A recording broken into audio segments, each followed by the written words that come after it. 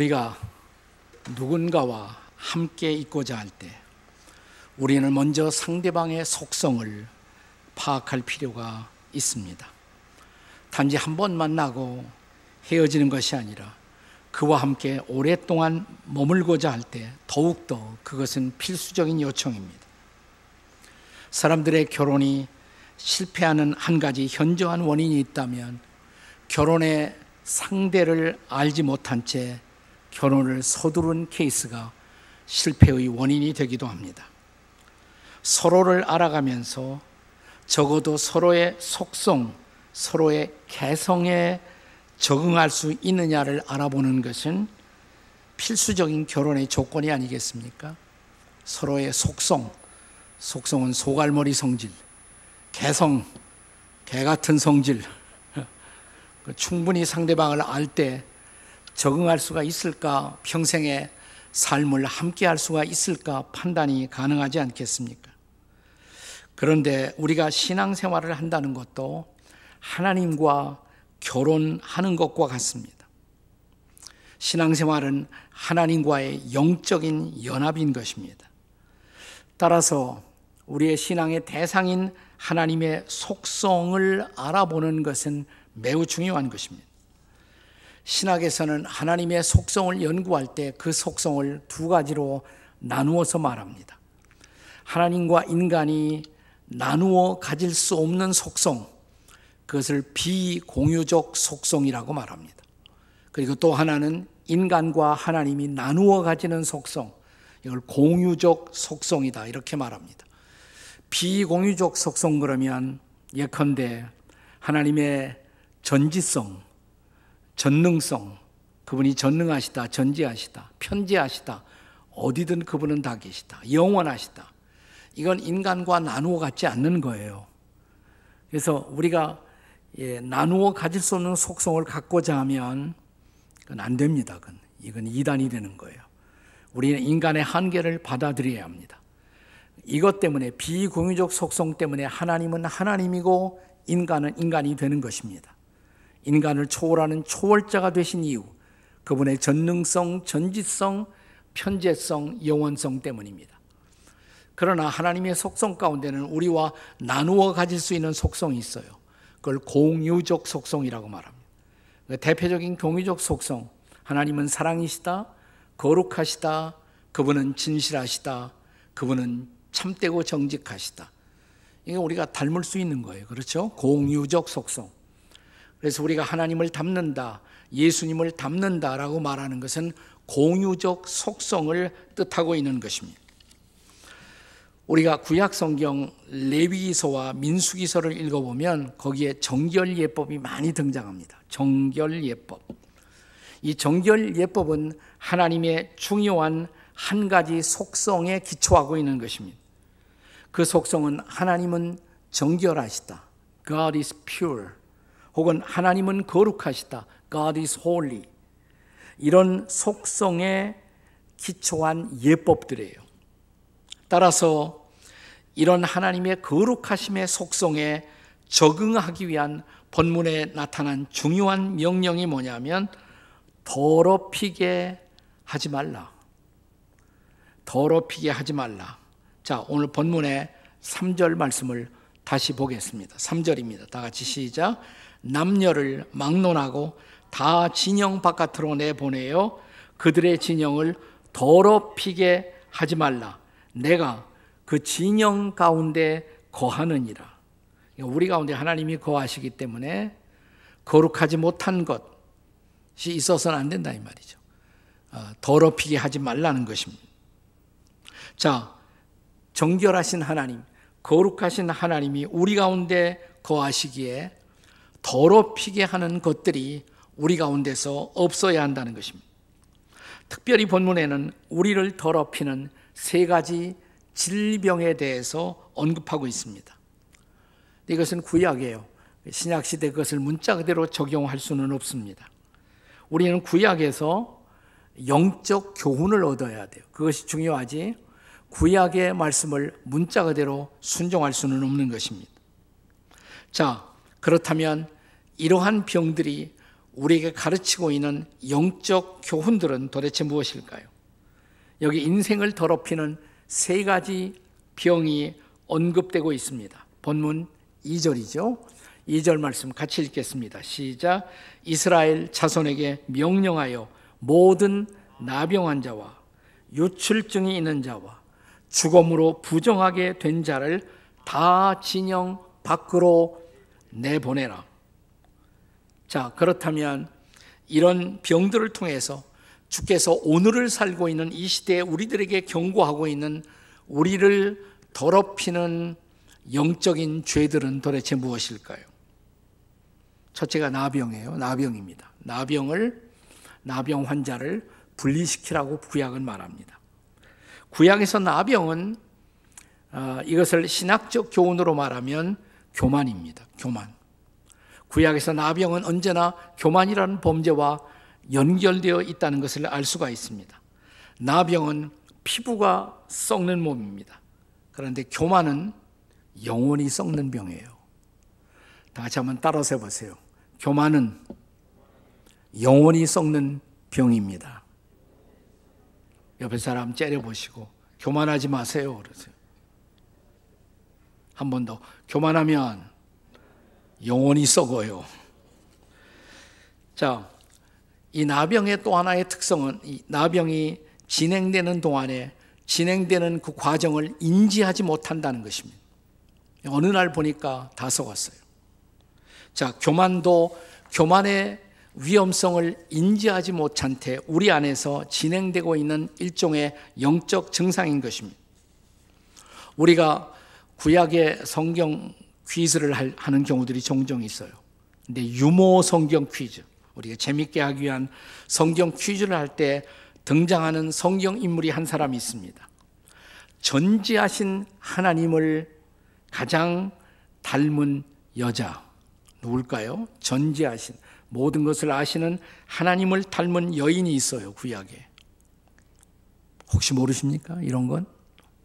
네, 그 여인의 이름은 미리암입니다. 미리암. 뒤늦게 깨달음이 와요. 미리암. 모세의 누이죠. 모세의 누이. 미리 안다 이 말이에요. 미리암. 그런데 모세가 재혼을 했을 때 미리암이 모세를 향해서 불평하고 원망하고 모세의 리더십에 반역을 합니다. 이건 민수기 나중에 12장에 보면 상세하게 기록됩니다. 아마 미리암은 어려서부터 모세의 후견인 역할을 하지 않았을까 이렇게 생각이 됩니다. 모세가 태어났을 때 갈대 상다에 실려 나일강 강가에 놓여지게 되죠. 이때 이 상자를 누가 가져가나 옆에서 지켜보고 있었던 여인이 미리암이었습니다. 보니까 바로의 공주가 산책을 나왔다가 그 갈대 상자를 발견하죠. 열어보니까 아기예요. 근데 히브리 아기였습니다. 근데 이 아기가 우는 순간 아마 이 바로의 공주의 마음속에 있는 모성애의 본능을 흔들어 깨운 것 같아요. 이 아이가 불쌍하구나. 내가 데려다 길러야겠다. 바로 그때, 그런데 누구 젖을 먹이고 키우지? 유모가 필요한데 그 순간 등장하는 여인이 바로 미리암이죠. 이 아이의 유모를 제가 한번 알아볼까요?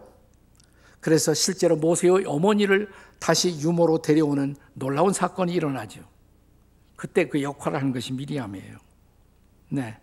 또 이스라엘 백성들이 극적으로 하나님의 도우심을 통해서 열린 홍해 바다를 건너게 됩니다. 그러자 축제가 벌어집니다. 하나님의 기적을 보았어요. 하나님의 능력을 경험했습니다. 어찌 기쁘지 않을 수가 있겠어요. 축제가 벌어져요. 그때 이 축제의 맨 앞에서 그 기쁨을 표현하며 춤추던 여인이 미리암이었습니다. 네, 성경은 기록하기를 미리암이 춤추자 이스라엘 모든 여인들이 함께 춤을 추었다고 말합니다. 그리고 그때 이 미리암에게는 선지자라는 그런 별명이 주어집니다. 여선지. 네. 자, 그런데 자기 동생 모세가 아내가 죽자 이제 재혼의 필요성이 있었는데 그때 미리암하고 전혀 의논을 안 한 것 같아요. 그리고 구수 여인을 데리고 왔습니다. 구수는 아프리카 쪽의 여인이죠. 조그마한 피부가 구슬린 여인이 아니었을까 이렇게 생각이 됐는데 어쨌든 구수 여자와 재혼을 하자 미리암이 화가 났어요. 네. 그리고 자기 동생 모세를 비난하고 비방하기 시작합니다. 그리고 모세의 리더십에 반역합니다. 근데 바로 그때 이런 광경을 보고 제일 화를 내신 분이 하나님이세요. 미리암을 보고 화를 내셨어요. 그래도 모세는 내가 세운 종인데, 내가 세운 리더십인데 네가 반역한다고? 그래서 미리암에게 내리신 병이 무슨 병이었을까요? 나병이에요. 그래서 나병이 생겼어요. 그녀의 교만함을 심판한 것입니다. 그래서 이 나병은 구약시대에 교만하고 이렇게 많이 연결이 되어 있어요. 또 우리가 구약에 보면 우시아라는 왕이 있습니다. 그는 다윗처럼 혹은 솔로몬처럼 탁월한 리더십을 발휘해서 유다 왕국을 번영케 한 왕 중에 한 사람이었습니다. 그런데 이 우시아 왕이 말년에 좀 교만해졌습니다. 그래서 제사장만이 해야 할 일을 자기가 할 수 있는 것처럼 그가 자기의 사명의 경계선을 넘어섭니다. 교만해서 그랬던 거예요. 그래서 하나님이 그를 징계하십니다. 우시아 왕을. 나병에 걸려요. 그리고 죽기까지 별도의 궁전, 별궁에 버려진 채로 나중에 죽었을 때도 왕들의 묘실에 묻히지 못하고 그 옆으로 묻힙니다. 역대하 26장 16절의 말씀을 함께 같이 보시겠습니다. 역대하 26장 16절 다 같이 시작. 그가 강성하여짐에 그의 마음이 교만하여 악을 행하며 그의 하나님 여호와께 범죄하되 곧 여호와의 성전에 들어가서 향단에 분향하려 한지라. 네, 향단에 분향하는 일은 제사장의 미션이에요. 근데 그걸 왕이 하고자 하는 것입니다. 성경은 기록하기를 그가 교만하여져서라고 기록합니다. 이제 역대하 26장 23절에서 그의 최후에 대한 증언을 읽어보십시오. 같이 읽겠습니다. 시작. 우시아가 그의 조상들과 함께 누움에 그는 나병 환자라 하여 왕들의 묘실에 접한 땅 곧 그의 조상들의 곁에 장사하니라. 뭐 분양하는 거 대단해. 그 제사장만 하라는 법이 어디 있어? 내가 왕인데. 그리고 그 일을 하고자 하는 것이에요. 네, 영적으로 월권한 것입니다. 자기의 미션의 경계를 넘어선 것입니다. 자, 이런 교만함이 그의 말년에 재앙과 비극을 초래한 것입니다. 교만함 때문이었어요. 여러분, 그래서 성경을 보면 하나님이 교만을 얼마나 싫어하시는지 알 수가 있습니다. 우리가 잘 아는 베드로전서 5장 5절을 기억하십니까? 하나님은 다 같이 시작. 하나님은 교만한 자를 대적하시되 겸손한 자들에게는 은혜를 주시느니라. 아멘이십니까? 잠언 16장 18절을 함께 읽겠습니다. 다 같이 시작. 교만은 패망의 선봉이요 거만함은 넘어짐의 앞잡이니라. 그렇습니다. 교만해져서 우시아는 자기의 위치를 떠나 영적 지도자의 자리를 도전하게 되고 하나님이 나에게 주신 한계를 망각하는 범죄를 저지른 것입니다. 자기의 한계를 벗어난 범죄, 그게 바로 교만이에요. 교만은 또한 미리암처럼 자신을 하나님의 자리에 두고 이웃들을 판단하는 범죄가 바로 교만인 것입니다. 내 판단에만 오류가 없는 것처럼 착각하고 이웃을, 특별히 지도자를 폄하하고 비방하는 범죄가 교만이었던 것입니다. 미리암은 특별히 선지자였기 때문에 나한테 좀 선지자인데 의논을 해야지 그냥 결혼을 한다고? 이런 교만함이 그의 마음속에 있었던 것입니다. 그 교만이 결국 모세의 지도력을 비방하고 판단하게 만든 것입니다. 하지만 미리암의 경우에는 나중에 회개하죠. 미리암이 회개를 해요. 그리고 모세가 그녀를 위해서 중보 기도를 합니다. 그리고 마침내 그녀는 다시 치유되고 회복되는 것입니다. 하지만 이런 말씀을 통한 명백한 성경의 레슨, 영적 교만을 경계하십시오. 교만은 영혼을 썩게 하는 병인 것입니다. 자, 우리가 멀리해야 할, 자신을 거룩하게 지키기 위해서 조심해야 할 질병, 첫 번째가 나병이었어요. 두 번째는 유출병입니다. 유출병 혹은 유출증이라고 기록됩니다. 아주 쉽게 말하면 이 병은 우리의 몸 안에서 피나 고름 같은 더러운 것들이 바깥으로 흘러나오는 병입니다. 근데 이것은 영적으로 무엇을 뜻하는가? 우리 마음에 숨긴 은밀한 죄악들을 지칭하는 것입니다. 어느 날 예수님은 사람을 더럽게 하는 것은 우리가 먹는 것을 통해서만 되는 것은 아니다. 우리 속에서 나오는 것이 훨씬 더 우리를 더럽게 한다. 입에서 나오는 것, 마음에서 나오는 것이 우리를 더럽힌다라고 말씀하십니다. 마태복음 15장 18절 이하의 말씀을 기억하시나요? 우리 같이 한번 읽어보겠습니다. 입에서, 다 같이 시작. 입에서 나오는 것들은 마음에서 나오나니 이것이야말로 사람을 더럽게 하느니라. 마음에서 나오는 것은 악한 생각과 살인과 음란과 도적질과 거짓 증언과 비방이니 이런 것들이 사람을 더럽게 하는 것이요. 자, 그렇다면 어떻게 우리 마음 안에서 이런 죄들이 만들어지는 것일까요? 한마디로 말하면 우리가 우리의 마음을 매니지먼트하는, 마음 관리에 실패할 때 우리 마음은 죄를 만드는 공장이 되는 것입니다. 다시 한번, 우리가 우리 마음 관리에 실패할 때 우리의 마음은 죄를 만들어내는 공장이 되는 것입니다. 그래서 잠언 기자는 잠언 4장 23절에서 이렇게 말씀합니다. 다 같이 읽어보세요. 모든 지킬 만한 것 중에 더욱 내 마음을 지키라. 생명의 근원이 이에서 남이니라. 아멘. 마음 관리가 제일 중요하다 이 말입니다. 근데 마음을 관리한다는 것은 특별히 어떻게 하는 것을 뜻합니까? 우리 마음에서 나오는 욕심을 잘 다루어야 한다는 것입니다. 마음 관리는 핵심은 욕심 관리예요. 자, 야고보서 1장 15절의 말씀을 기억하시죠?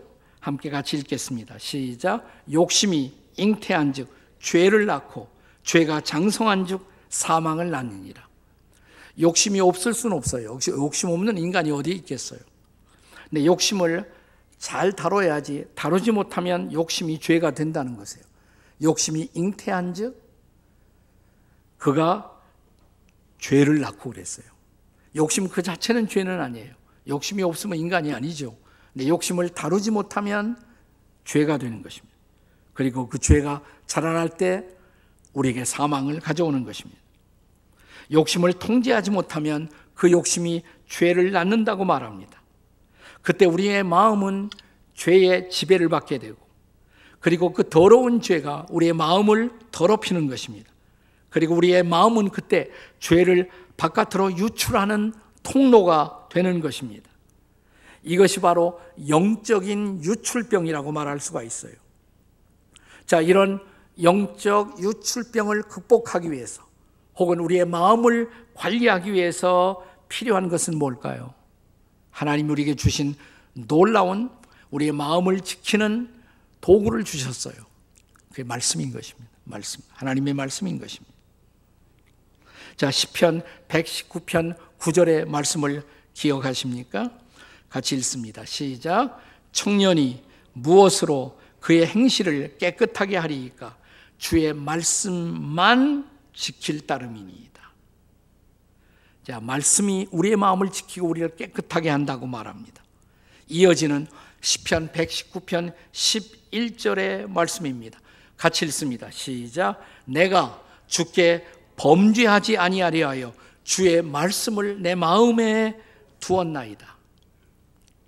결국 우리의 마음에 집어넣는 것이 바깥으로 다시 나오는 거예요. 인풋이 아웃풋을 결정하는 것입니다.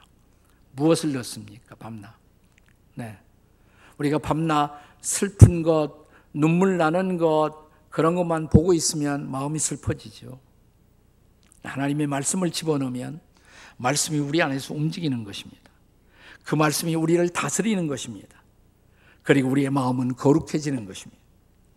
자, 우리의 마음을 더럽히는 영적 유출병에서 자신을 지키기 위해서 하나님이 허락하신 놀라운 선물, 말씀으로 여러분의 마음을 가득하게 하시기를 주의 이름으로 축복합니다. 아멘.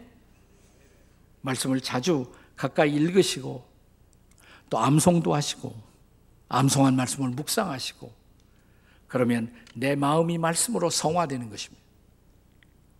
자, 또 하나 오늘 본문이 경고하는 우리를 더럽히는 병 세 번째는 죽음과의 접촉입니다. 죽은 것과의 접촉입니다. 영적으로 우리가 죽음과 접촉한다는 것은 무엇을 의미합니까? 그것은 우리가 죽음의 문화에 중독되거나 혹은 죽어있는 것을 섬기는 우상숭배의 오염되는 것을 뜻하는 것입니다. 죽음의 반대가 뭐예요? 죽음의 반대, 생명이죠. 자, 우리는 예수님을 만나는 순간, 또 예수님을 내 인생의 주인으로 영접하는 순간, 그 순간 우리의 마음속에는 부활의 주님이 거하십니다. 그리고 부활의 생명을 우리는 선물로 받는 것입니다. 나는 새 생명 가운데 살게 되는 것입니다. 자, 나는 이제 새 생명을 받고 새 생명 가운데 살게 되었지만 그럼에도 불구하고 이 세상에는요, 죽음의 문화로 꽉 차 있어요. 이 죽음의 문화는 끊임없이 주님을 영접한 내 마음까지도 오염시키고 부정하게 만드는 것입니다. 그래서 오늘 본문의 경고는 지금 오늘을 사는 우리에게도 아직도 유효한 것입니다. 죽음으로 부정하게 된 것들을 다 진영 바깥으로 내보내라, 내보낼지어다 이 말이에요. 이걸 신약적으로 다시 말하면 무슨 뜻입니까? 세상과 구별되라 이 말이에요. 이 세상과 구별되라. 너희는 세상에 살고 있지만 세상에 속한 자가 아니라는 것입니다. 따라서 이 세상과 구별된 삶을 살 수가 있어야 한다는 것입니다. 자, 우리의 대제사장이 되시는 예수님, 그분이 세상 떠나기 전에 우리를 위해, 여러분을 위해, 당신의 제아들을 위해서 기도하신 기도를 잊지 마십시오. 요한복음 17장 15절 16절의 말씀입니다. 같이 읽겠습니다. 다 같이 시작. 내가 비옵는 것은 그들을 세상에서 데려가시기를 위함이 아니요 다만 악에 빠지지 않게 보존하시기를 위함이니이다. 내가 세상에 속하지 아니한 것 같이 그들도 세상에 속하지 아니하였사옵나이다. 아멘. 주님이 이 땅에 오셨지만 그분은 세상에 속한 자가 아니에요. 하늘에 속한 자예요. 마찬가지로 주님을 따르는 우리도 이 세상에 살고 있지만 세상에 속한 자가 아니에요. 따라서 세상에 빠지지 말아야 돼요. 세상의 악에 빠지지 말아야 된다는 것입니다. 거룩함으로 보존될 수 있어야 한다는 것입니다. 그럼에도 불구하고 세상은 끊임없이 우리를 더럽히고자 합니다. 우리를 죽음의 문화에 종속시키고자 하는 것입니다. 그리고 또 하나 주의할 것, 우상숭배. 우상숭배는 죽은 것, 혹은 죽게 하는 것, 혹은 죽은 신을 숭배하는 것이 바로 우상숭배죠. 우리가 시편 115편 4절 이하에 보면 성경은 우상의 본질을 이렇게 가르칩니다. 우상의 본질이 뭘까요? 자, 시편 115편 5절 이하의 말씀 7절까지 우리 같이 한번 읽겠습니다. 시작.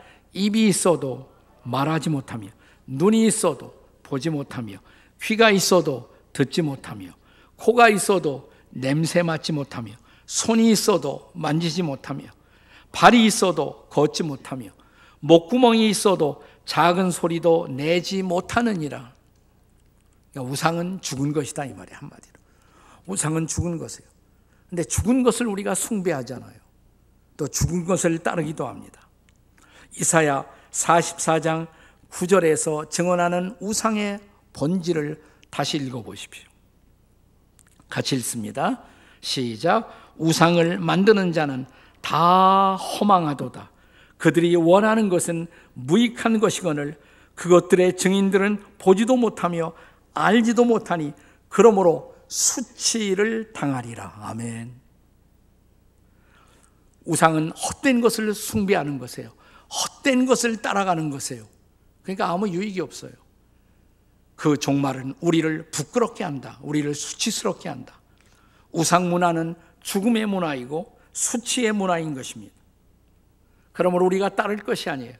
우리가 예수님 만나고 예수님을 마음에 받아들였다면, 사랑하는 여러분, 우리는 예수님의 생명, 영원한 생명을 가진 자들이에요. 따라서 이 세상에서 죽어있는 것들을 따라야 할 이유가 없어요. 사도 요한은 요한 1서를 통해서, 요한 1서 전체는 한 교훈이에요.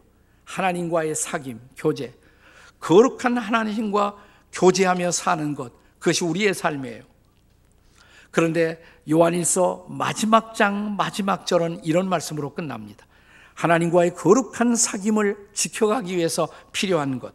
요한 1서 5장 21절, 요한 1서 마지막 장 마지막 절의 말씀 같이 읽겠습니다. 시작. 자녀들아, 너희 자신을 지켜 우상에게서 멀리하라. 아멘. 하나님과의 펠로우십, 사귐, 교제를 위해서는 우상을 멀리해야 된다. 우상과 가까워지면 하나님과 멀어져요.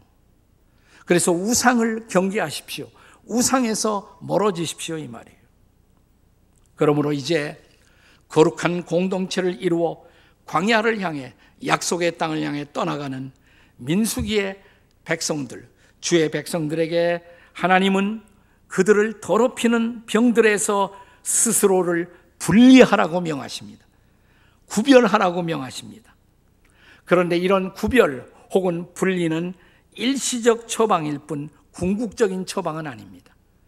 우리가 더러워지는 것들에게서 우리 자신을 지키기 위해서는 이런 더럽히는 병이나 병적인 요소에서 우리가 분리되어 있을 뿐만 아니라 더 중요한 것은 거룩하신 하나님께 연합되어 있어야 돼요.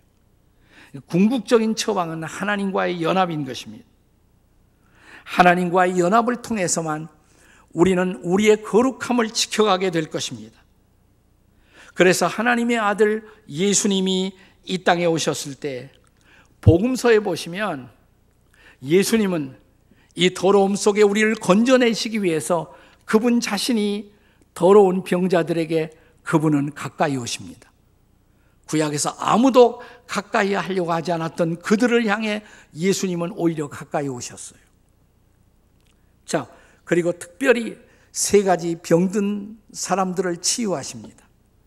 여러분, 복음서에서 예수님이 나병 환자들을 만나시고 치유하시는 것을 보셨습니까? 보셨죠? 누가복음 17장에 보면 나병 환자 10명이 예수님을 저기서 보자 가까이 하지 못하고, 나병 환자들은 그 당시에 각 일반인들과 섞여 있지 않았단 말이죠. 멀리 있었단 말이에요. 소리를 칩니다. 멀리서. 예수 선생님이여, 우리를 불쌍히 여기소서. 네, 예수님은 그들을 향해 가까이 가십니다. 그리고 말씀하십니다. 가서 제사장들에게 너의 몸을 보이라.